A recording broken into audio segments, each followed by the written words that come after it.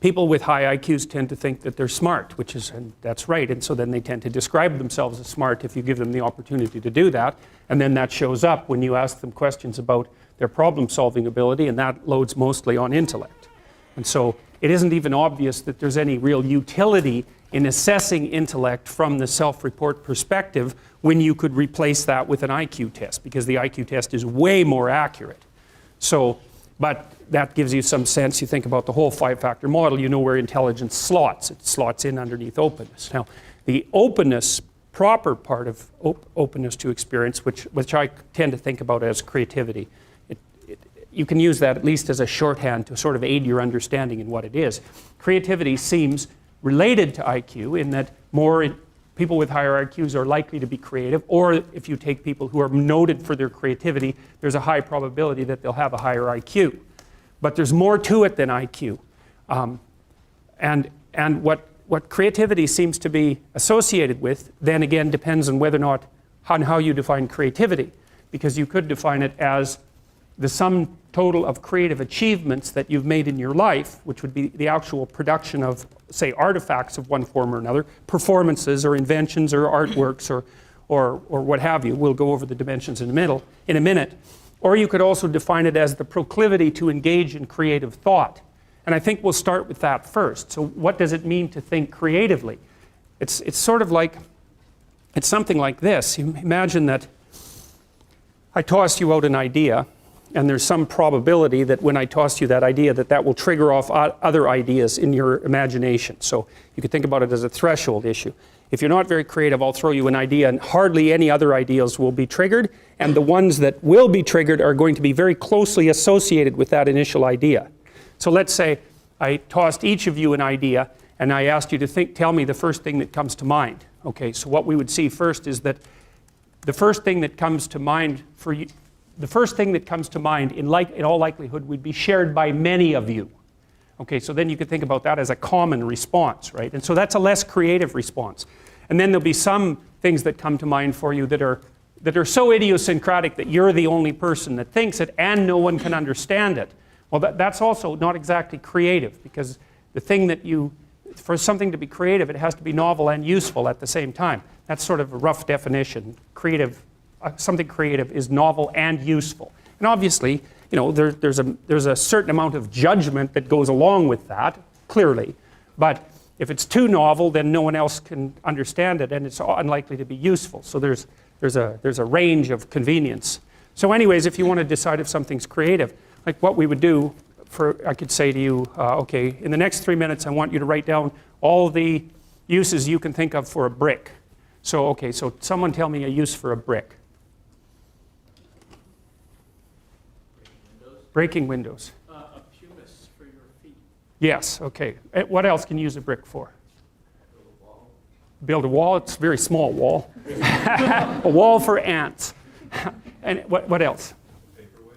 Paperweight. Okay, well, so you get the idea. You're not feeling very mouthy today, obviously. But so you see that, so if we gathered your responses, say I said you have to think up 20 things that you could do with a brick, then a bunch of the things that you thought would be the same, and some people would come up with something different. Like yours was reasonably different, the one about using it as a pumice stone for your feet. Someone else might have come up with that, but it's a good creative response because it's unexpected and you could actually do it, you know. So anyway, so you'll get a graph of probability of response, right? And the more probable, the less creative, roughly speaking. It's not the only criteria though, because you also have to look at utility.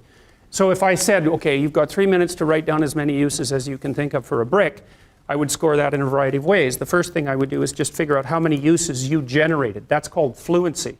And we could also do that. I could just say, write down as many words as you can that begin with the letter S in 3 minutes, or that begin with the letter C, or 4-letter words that begin with the letter D. You know, I can constrain it.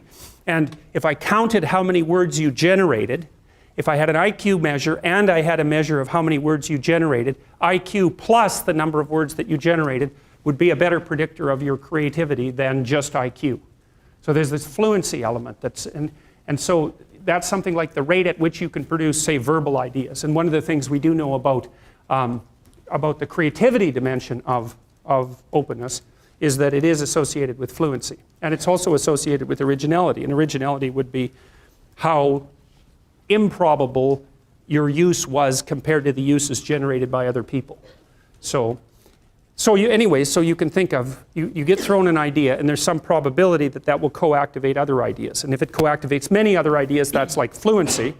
And if it co-activates ideas that are quite distant from the original idea, something like that, and you could track distance by comparing it to probability that other people have generated it, then that's also another indication of creativity.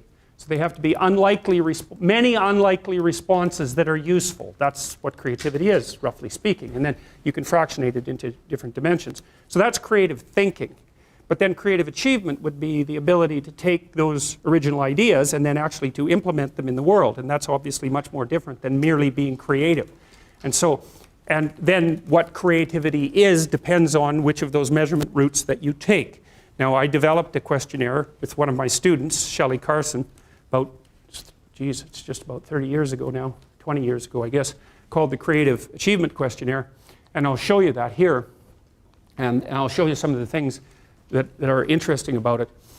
You hear very frequently people say things like everyone's creative. It's like, that's wrong, okay? It's wrong. It's just as wrong as saying that everyone's extroverted. First of all, you have to be pretty damn smart to be creative, because otherwise you're just going to get to where other people have already got, and that's not creative by definition. So being fast and being out there at the front of things really makes a difference. And then you also have to have these divergent thinking capabilities, and that's part of your trait structure. And creative people are really different than non-creative people. Partly because, for example, they're highly motivated to do creative things and to experience novelty and to chase down aesthetic experiences and to attend movies and to read fiction and to go to museums and to enjoy poetry and to enjoy music that's not conventional music, for example. These aren't trivial differences. And so it's a real misstatement to make the proposition that everyone's creative. It's just simply not the case. It's a matter of wishful thinking.